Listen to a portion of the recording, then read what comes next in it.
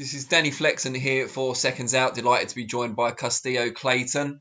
Soon to challenge for the interim IBF Welterweight Championship. And by soon, I mean this Saturday night, live on Showtime.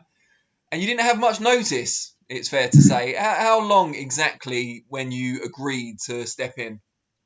I mean, we say we don't have notice, but at the same time, I think I've kind of known about this probably about 4 to 5 weeks. I've known that it was a possibility that I could have been the one stepping in. So, I mean, at the same time, I've been preparing as if it would have been me for October 10th. But like I said, now when it got confirmed for the 24th, I was able to step in. So, I mean, I kind of knew that it was up in the air for about a couple of weeks now. And now, obviously, you've got an unbeaten record. You're a former Olympian. You've built your career. You're a big attraction in Canada. This is actually going to be your US debut. And it's a big risk coming in at short notice for someone as good as Sergey Lipinets, former world champion, of course, down at 140. But I guess it's big reward as well.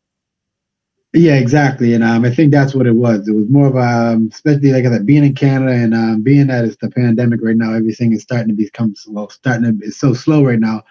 It's like, you know what, at the same time, when a call like that comes, at the same time, I'm always training. So I train all the time. So at the same time, it was like, you know what, the call came and I had to jump on it. Crowd favorite, obviously, out in Canada. There's not going to be fans for this show, of course. Is that kind of a blessing in disguise in that you won't miss the crowd because there would not be a crowd anyway?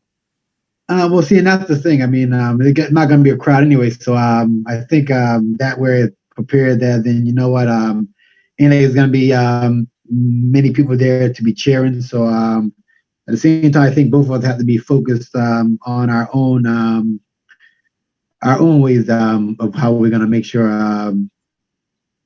and come out on top. What do you make of Lipinets? I'm sure you've had, you said you've been on standby kind of thing 4 or 5 weeks. You must have watched a fair bit of him. What do you make of him? I think he's a very good fighter. Aggressive, strong, tough. I'm not saying he's a former world champion. So, I mean, you know that he's going to come to fight. From what I've seen, he's always come to fight. I ain't seen a fight that he hasn't been prepared. So, I mean, I expect him to be very prepared for this fight. But like I said, right now I'm prepared for this fight. So like I said, I expect a very good fight on Saturday. You're more of a kind of poised, patient, accurate operator rather than an all-out aggressor. Great ring IQ. Have you looked at Mikey Garcia's win over Lipinets because he shares a lot of those qualities? And I think that was one of the main ones that I'd seen.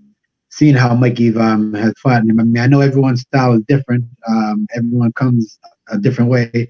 But I think I got to just basically stay composed and patient to me and not try to give him what he wants, and that's a fight. So, I mean, I think me working off my jab and actually showing people a side of me if they never seen it of my IQ, I think that'll play a big part. Now, you've been boxing since you were very young, but you turned pro quite late on compared to some of your peers. Just tell us why you decided to stay amateur for as long as you did. I think it had to do with just me wanting just get a little more amateur experience. I mean, I know I've represented Canada in the 2012 Olympics, but at the same time, after that, I just think I wanted to at the time go for another run. But then as it started getting the years kept going, I decided, you know what, I think it is time that I've been already through all the amateur stuff, and it's time for me to make that change, which I felt that I did at a good age. I mean, listen, everyone look at it different. You got guys that go pro early, then you got them that go pro a little later. But at the same time, I think with my amateur background that I think I went pro at the right time and with the right people at peak the peak right now, and I think right now was my time for the GoPro. What do you remember, apart from obviously reaching the quarterfinals? What do you remember of your time in London in 2012? Oh, that was great. I mean, to me right now, that's still one of my best achievements. Right now is going to the Olympics, and I'm actually being in London. London was a great place to be. I enjoyed myself in London. it was actually very, very good. I had a very good time in London. It's strange because the guy that eventually eliminated you went on to win the silver medal. Fred Evans, obviously GB rep. He's now Yep. retired, I believe, from the pro game and never really achieved what his potential suggested. Yeah, no, I've seen that as well. Yes, it's interesting that you're now on the cusp of and still unbeaten and on the cusp of a huge fight. Do you Yeah. see this as kind of obviously it's an interim world title, which is important in its own right, but do you see it as a springboard to bigger things? It's a great division, 147. Yeah, and I think that's what it is. I mean, I think it's a win here would actually put you, I think, in the seat for the big names, like the Spence, the Garcias, and all them guys. I think that is what it will do. It'll put you in position to be able to challenge one of them guys eventually. It would be no, I think they can't deny you after that. Now, as we talk now, there's 3 days to go until the big night. Where are you? What are you doing? What's the situation? Right now, I'm here in Connecticut where the fight is held. They got us in the bubble right now, which they actually been doing pretty good with that. We've been getting tested regularly. Um, right now, like I said, they've been taking the proper protocols, and I can't complain about how they actually been making sure that everyone's staying safe right now. And what would a win for you on Saturday night mean, not just for you personally, but for Canada and specifically for Nova Scotia, which is the province you're from? I think that'll be huge. I mean, like I said, they've been the last time they've been a world champion in Nova Scotia has been, oh man, oh wow, it's a decade.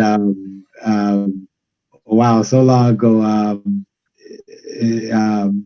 Yeah, been so long ago that I think this will be a great thing for Nova Scotia to see that to show that all the work that I've had put in actually can pay off, and I just hope to show everyone else back there that that no matter how big it is, you just go for a goal, just try to achieve it. I mean, I know boxing back there right now slowed down, but I think it's because they ain't seen a lot going on back there. I hope this will bring a lot of the kids to come back out and get back into it.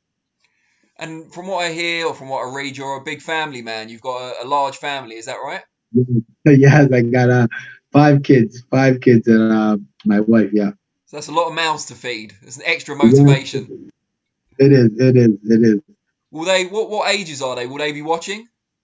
Um, I have a 15-year-old, a 10-year-old, a 4-year-old, 3 and 2. Oh, The 15-year-old, she's the older one. I think she probably will watch it, but the rest of them, I don't think they really care too much about the boxing stuff right now. I think they're still too young to really understand it. excellent stuff. Well, I'll look forward to tuning in. I think it'll be a great fight. And the very best of luck.